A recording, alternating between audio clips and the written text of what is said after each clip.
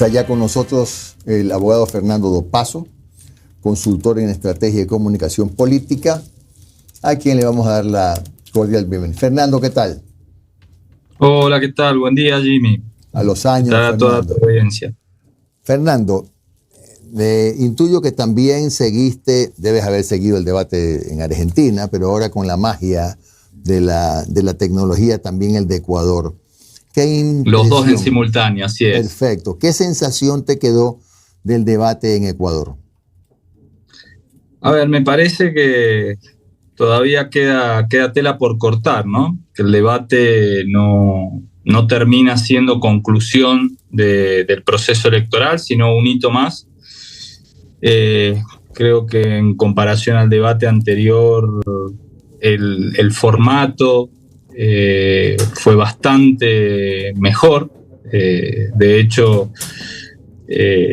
la presentadora Ruth del Salto, yo siempre pienso que cuando te agreden en redes desde los dos espacios, quiere decir que algo bien hiciste. Y eso pareciera que le está pasando a Ruth del Salto desde ayer a la noche. Después, en cuanto a los participantes, tanto Luisa como Daniel Noboa, me parece que Luisa estuvo en mejores condiciones, más suelta, hubo más Luisa que correísmo, si se quiere, que es algo que me parece que algunos electores, sobre todo blandos, vienen reclamando en general hacia el correísmo desde hace un tiempo. Y en el caso de Noboa, a ver, yo no lo vi muy distinto al debate anterior. Lo que pasa en el debate anterior era, digamos, mayor competencia, otros actores, y eso permitió cierto grado de sorpresa, cosa que hoy se habían generado unas expectativas que tal vez no se cumplieron, ¿no? Uh-huh. Pero luego después uno ve medio monótono el formato, la recurrencia de determinados temas. Uh-huh. Fernando, tú, a ver, en el caso de Luisa González, ¿tú crees que con ese discurso más Luisa que correísmo, como has dicho, le habló, le llegó a los indecisos? No sé, no me animaría a afirmarte tal cosa, pero por lo menos lo intentó, ¿sí? Uh-huh. El llamado en reiteradas ocasiones a la unidad nacional, a dejar odios, rencores del pasado atrás. Y me parece, viniendo del espacio político del que proviene ese mensaje, en el último tiempo es una llamada interesante. Uh-huh. Si da los efectos deseados, la verdad es que eso dependerá de cómo en el transcurso de las próximas horas, de los próximos días, se va desarrollando el framing, el encuadre del postdebate, ¿sí? Y si eso resulta suficiente, si ella mantiene la centralidad mediática, comunicacional, con ese punto, podría ser mucho más eficiente que si, en paralelo, como ha pasado en muchas oportunidades anteriormente, algunos otros actores empiezan a hablar, a pisarla, en términos comunicacionales me refiero, y van tapando ese mensaje. Uh-huh. Fernando, en el caso de Noboa, que la verdad sea dicha, en todas las encuestas, en unas con un margen pequeño, en otras con un margen muy grande, como siempre las encuestas contradictorias, pero en todas, en las mejores y en las peores, para Luisa González, Daniel Noboa estaba primero. ¿Crees tú que el debate va a pesar? ¿O qué debe hacer Noboa si quiere mantener esa ventaja hasta llegar a estos días? Pues son 15 días de campaña, que es bastante. No, una eternidad en tiempos electorales. A ver, en el caso de Noboa, yo creo que la postura con la que fue ayer al debate es más bien una postura de administrar la ventaja, ¿sí? Producto un poco de esta falta de claridad, de esta falta de incidencia real en el debate, uno podría decir, bueno, esta discusión política queda abierta estos 15 días más.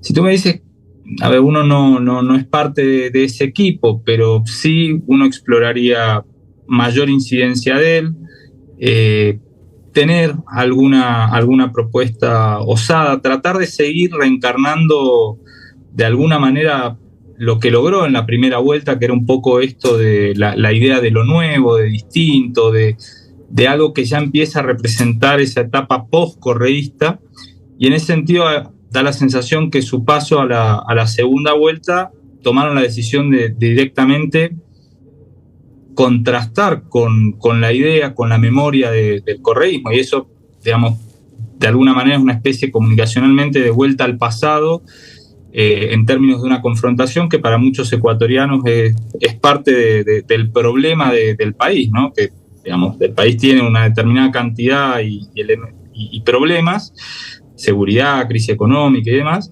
y la política está enfrascada en otra discusión, ¿sí? Uh-huh. Que por lo general quedan marcadas en eso, el correísmo, anticorreísmo. Fernando, en estos últimos 15 días, los candidatos, ¿qué deben privilegiar o priorizar? ¿Territorio o hablar con la gente vía redes, vía entrevistas, qué sé yo? Porque estamos en una etapa sensible, pero si estuviera en tus manos, Fernando, decirle a cualquiera de los dos qué hacer en estos 15 días, ¿cuál sería la recomendación tuya? Lo primero, que lo que sirva, lo que haya sido útil hasta el momento para cada una de las campañas. Yo tengo la sensación, en el caso del correísmo, seguir haciendo más Luisa. Tiene la posibilidad el correísmo, producto de su estructura política, de tener mucha permeabilidad territorial. Entonces apuntalar a eso, que Luisa se anime a mucho medio, a mucho aire, ¿sí? A mucha conversación más horizontal por el lado de ella, y dejarle el trabajo a los propios, a esa estructura política. Y en el caso de Noboa, seguir en cuanto a contenido, en la línea de la primera vuelta, empezando desde lo discursivo, dilucidar algunas preguntas que me parece que alguna gente se puede estar empezando a hacer, en términos de aquellos indecisos, me refiero, que tienen que ver con cuáles van a ser las condiciones de gobernabilidad, qué va a ser efectivamente en un gobierno de un año y pocos meses, ¿sí? Y eso, digamos, a falta de estructura política en términos tradicionales, me parece que la modernidad, las redes, la horizontalidad que te permite la comunicación de redes, a él le vendría mejor. Fernando, buenos días. Noris Arroyave te saluda. ¿Crees tú que luego de este debate, los equipos de campaña y los candidatos per se tienen que de alguna u otra manera comunicacionalmente dar ese giro más directo y hablarle a este electorado que está ahí pululando, sobre todo en digital, joven? ¿Cómo hacer para que ellos conecten luego de este debate con ese electorado que tal vez después de ver el debate no se termina de decidir? Esos son decisiones de burós políticos, estratégicos de cada una de las campañas. Lo primero hay que ver, que muchas veces en política ocurre, si no es que se están mintiendo a sí mismos, ¿no? Digo, puede ser que ayer a la salida del debate en ambos búnkeres estén considerándose victoriosos del debate, y que puertas adentro, con una mirada tal vez muy miope o con una lectura muy limitada, digan no hay nada que ajustar. Por eso digo, ahí hay una cuestión de decisión política, y muchas veces que también producto del formato de las coaliciones electorales, de los actores que están involucrados en esas campañas, es muy poco el margen de maniobra para hacer algunas cuestiones, ¿sí? También asumiendo que innovar, faltando 15 días, y es medio como que el que va primero suele jugar en un estilo más conservador, y el que viene de atrás es el que le toca arriesgar. El problema es que en el caso del correísmo, de la Revolución Ciudadana, hay una identidad, tal vez la gran identidad política del Ecuador de hoy, junto tal vez con el indigenismo, y es muy difícil cambiar parte o algunos elementos sustanciales de esa identidad para llegar a otro. Así que ahí dependerá de los actores y de los tomadores de decisiones. Fernando, veíamos datos de escucha social y quién había mantenido la conversación luego del debate en las horas siguientes, y se veía una gran participación e incidencia de los medios tradicionales en la escucha digital. Los medios tradicionales con sus cuentas en redes sociales, hablando y siendo los que mantenían la posición del diálogo digital. Teniendo en cuenta que los medios tradicionales han tenido una postura evidentemente anticorreísta, ¿de qué forma el correísmo puede contrarrestar esto de aquí en estos últimos 15 días de campaña? Mira, a ver, en el caso de los medios tradicionales participando en redes, primero ahí hay un fenómeno de convergencia, que es algo que estamos viendo en todos lados, ¿no? Donde los distintos medios están o tratan de estar en los diferentes brazos comunicacionales que hay en el mercado. En el caso del vínculo ese o la relación correísmo-medios de comunicación tradicionales, ahí tenemos un elemento que es, por un lado, históricamente el correísmo los ha tratado de saltear, en su momento cuando era gobierno, confrontar con un sinfín de herramientas. Hoy eso es bastante más complicado, pero sí ha logrado a lo largo de estos años fuera de la administración del gobierno central lidiar con eso. Y ahí me parece que tiene mucho que ver esto de que a veces se pasa por alto, que es la cuestión identitaria, ¿sí? A ver, el correísmo, sobre todo sus sectores más duros, son una tribu. Se comportan, una tribu en el buen sentido, ¿no? Se comportan como tal, tienen códigos simbólicos, materiales en común, se expresan de maneras similares, tienen muy claro lo que pretenden representar y sobre todo lo que tienen en la vereda enfrente. Eso, para ese sector del electorado, ese correísmo duro, con lo que hay, les funciona. Para llegar a un poco más allá, ahí es donde me parece que tiene que ver un poco esto que les mencionaba al inicio, ¿no? Más Luisa, menos correísmo, más unidad nacional, menos confrontación y menos crispación, más mano tendida, y eso desde las dos vertientes, o tres si se quiere. Redes propias del candidato o de la candidata en este caso, vocerías activas de perfiles tal vez no 100% correístas, pero con potencial capacidad de espacios progresistas que podrían estar cercanos, ¿sí?, en los medios tradicionales, y después mucho de territorio, de boca a boca, con militancia que entienda el estado de situación y que hay que lograr esa aproximación a otros ecuatorianos que hablando fuerte no se llega. Fernando, ¿tú crees que Luisa tiene alguna ventaja por el hecho de ser mujer al momento de hablarle a las mujeres, sobre todo para de alguna u otra forma capitalizar en estos últimos 15 días, versus a un Noboa que tal vez, y te lo pregunto si consideras que tiene ventaja sobre Luisa por ser joven para hablarle a los jóvenes? A ver, depende, y te digo por qué. Me parece que Luisa le puede llegar fácilmente desde su propia historia de vida a mujeres con determinado perfil, ¿sí? Mujeres que se han hecho a sí mismas, que han sido madres solteras, digamos. Creo que hay una empatía a partir de una narrativa personal, de una historia personal que puede quedar perfectamente vinculada y hacer clic en mucha gente. Ahora, también es cierto que la sociedad ecuatoriana, y dentro de ellas el colectivo amplio de mujeres, es diverso, ¿sí? No sé, por decirte,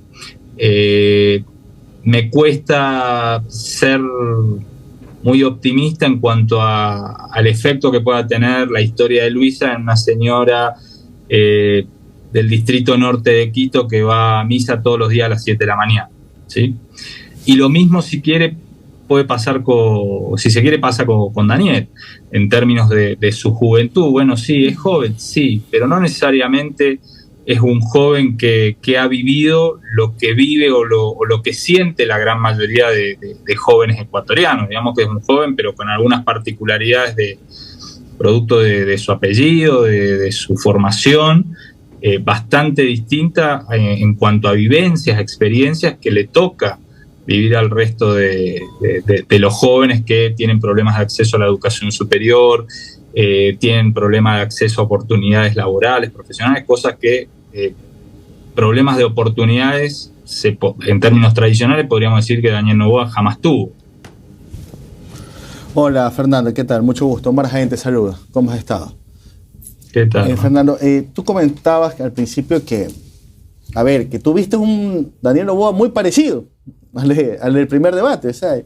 Y lo decíamos acá al principio, ¿no? Una cosa es un cara a cara, un face to face, a estar en un grupo de 7 hablando, ¿no? ¿Verdad? En donde tienes una intervención cada 10 minutos, ¿no? Ahí hay una gran diferencia. Pero Omar, si quieren, no solo eso, sino que también, a ver, me parece que, entre comillas, esto voy a decir, la sorpresa que generó su pase a la segunda vuelta, generó una serie de sobreexpectativas en términos de lo que podía ofrecer o de lo que puede ofrecer, ¿sí? Y claro, ahora al estar solo en como bien tú dices, mano a mano, todo lo que haga es mucho más visible, digamos. A ver, ha habido contradicciones discursivas en términos, por ejemplo, recién Noris planteaba algo de la mujer, ¿sí? En el caso de Noboa ha tenido discursos y declaraciones contrapuestos del rol de la mujer o sobre el rol de la mujer.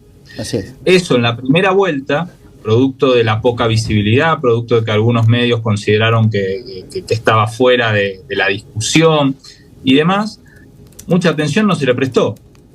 Hoy centra el 50% de la atención.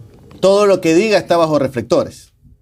Exactamente. Entonces, ese es el riesgo de hacer olas. Que ahora, además, en Fernando, campaña naturalmente se producen. Yo te consultaba esto porque hay gente del lado opositor al correísmo, no tanto de Noboa, sino opositor al correísmo, que dice, no, a ver, ayer algo le pasaba a Daniel Noboa, porque, bueno, en algunos casos parecía caracol con asma por su lentitud, pero el tema es que yo creo que es algo ya innato en él, ¿no verdad? Es una forma de expresar y de manejarse que a algunos le podrá gustar y a otros no. Y sobre todo eso a veces dificulta el desarrollo de las ideas. A ver, puede ser una variable a tener en cuenta, de la misma manera que tal vez, las preparaciones, hay dos temas. Uno, la preparación de los debates, que muchas veces en campaña los propios políticos subestiman y no le dan el tiempo necesario, o porque consideran que el desarrollo de la agenda implica y necesita de otras cosas, de la agenda de campaña, y después un sinnúmero de cuestiones personales que pueden tener algún grado de influencia, ¿sí? en el desarrollo de ese día, y que obviamente repercuten o pueden potencialmente repercutir en el desarrollo del debate, ¿sí?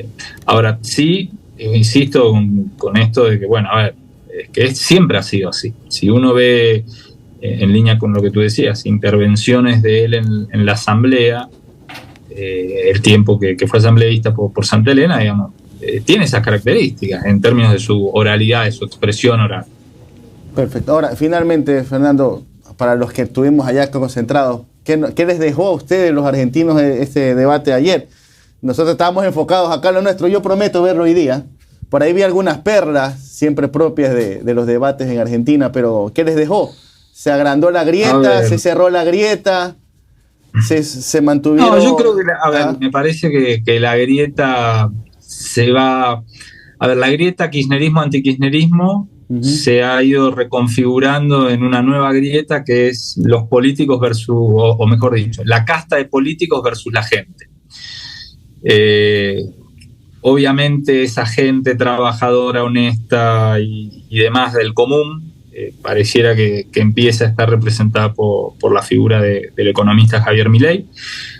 Creo que él fue a hacer su negocio, a hablar en el primer bloque de economía, ser el más solvente, o por lo menos el tipo que tiene las ideas más claras y más firmes, y que eso, en un momento de enorme crisis económica, con alta inflación, altísimos niveles de pobreza, te ofrece un horizonte, bueno o malo, pero horizonte al fin, y es lo que busca la gente, ¿no? Cierto grado de certeza, de certidumbre hacia adelante. Un Sergio Massa que, considerando que es candidato a la presidencia por el oficialismo, pero además ministro de Economía en ejercicio, en un país donde la economía está detonada, sobrevivió. Una Patricia Bullrich, representante del principal partido de oposición a lo largo de la última década, de lo que fue el macrismo y el gobierno de Macri, muy desfigurada porque su espacio opositor lo ocupa Milei. Y después, bueno, dos figuras anecdóticas, una por el peronismo del interior, por el gobernador de la provincia de Córdoba, Juan Schiaretti, y por la diputada de izquierdas, Miriam Bregman, que creo que cumplieron a cabalidad. Lo que pasa es que la rentabilidad electoral de los dos va a ser nula. ¿Sí? Si tú me preguntas, ¿quién ganó el debate? Y yo te diría que entre Juan Schiaretti y Miriam Bregman. Ahora, claro, ninguno de los dos va a tener crecimiento electoral en eso. ¿Sí? Me parece que sí, el debate ha servido para que Massa sobreviva, para que Milei se consolide y que empiecen a ver si hay segunda vuelta entre ellos dos o si Milei encuentra el camino para tener los 40 más 10 y ganar o los 45 y ganar en primera. Gracias al abogado Fernando Dopazo, consultor en estrategia y comunicación política. Fernando, un buen día, muy amable. Gracias, Fernando. Chao, hasta luego. Buen día. Hasta luego.